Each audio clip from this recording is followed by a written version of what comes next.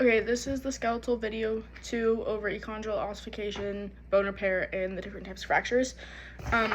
Echondral ossification is when your bones start to become ossified, I guess is what you're saying, and they become more dense as you grow, and they're not just cartilage. So this is just like right before. It's all cartilage. It's cartilage model, and then you have your calcified cartilage right in here where it starts to become more dense and compact. And then you go into, in that you also start developing the periosteum, and then you go into your primary ossification center right in here, and you're going to develop compact bone and blood vessels. Then your secondary ossification center, and you start to develop your medullary cavity, and more blood vessels run through, as you can see. And then you go down here, and your epiphyseal plates start to develop up along your articular cartilage, and within your medullary cavity you have spongy bone developing down here. And then, your epiphyseal plate lengthens the bone, I guess is what I'm trying to say. And then, very last step, you have your complete medullary cavity, your spongy bone, your compact bone, your articular cartilage, and all that is fully developed along with the blood vessels running up and down, and the nerves, I guess. So this is just kind of a 5-way, 6-way step to show how your bones calcify as you grow and your epiphyseal growth plate starts to lengthen the bone along with it. And then I'm supposed to describe the steps in bone repair. Bone repair is very important for if you were to break your bone. Obviously, there's 4 different steps. You have your hematoma formation, your fibrocartilaginous callus formation, your bony callus formation, and then your bone remodeling. So within your hematoma formation, you start to get blood clots where the break were to happen. I can't read the words like this. Yeah, so right along here is going to be your hematoma, where your blood is going to start to clot to prevent extra blood loss. This is, I think, okay, I have this labeled as marrow cavity within your bone marrow, and then your compact bone is on the outside here.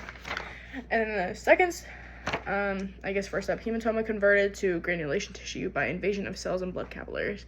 And then step 2, where you have your fibrocartilaginous callus formation, you're going, where did I even write it? Oh, it's right here. You're going to have your fibrocartilage and your blood vessels start to form right along here where the hematoma originally was.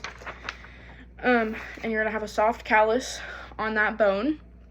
The callus formation, and there's deposition of collagen, and fibrocartilage converts granulation to tissue to soft callus.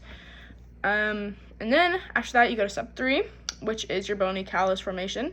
So that fibrocartilaginous callus is now going to start to transform into a bony callus. It's going to be more dense, and then you're going to also have your spongy bone in there with it.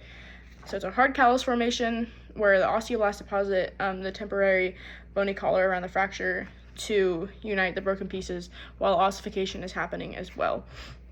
Last step is bone remodeling. So your bone fragments are going to be completely removed from the site by the osteoclasts, which I think they break down the tissue, if I remember right. And then the osteoblasts redeposit that spongy bone to convert it then to compact bone as it grows more. And there's not a lot going on here, but this would be like the bone fragments getting removed. Okay, last thing, I'm supposed to describe 5 different types of fractures. There's incomplete fractures and there's complete fractures. So incomplete fractures are going to be where the bone doesn't break all the way through and it's just like right along within the bone. Complete fractures are going to be where they're completely broken into different pieces. So I'm going to list 5 different types. A green stick fracture is incomplete. It breaks down. It's incomplete. Break occurs on the convex surface of bend and bone. And I think I have. Okay, maybe I didn't. And then a fissured fracture is going to be an incomplete longitudinal break.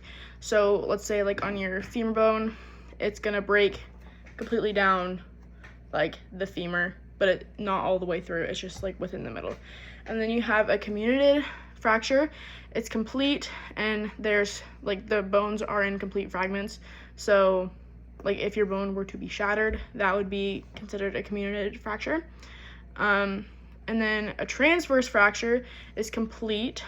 It occurs at right angle to the axis of the bone. So longitudinal or horizontal. And then you have a spiral fracture, which is caused by twisting of the bone. And it's kind of complicated because when you try to go in and fix that fracture, you have to like align the bones up completely back to where they were so that they can re-ossify and remodel completely right so that they're able to function again.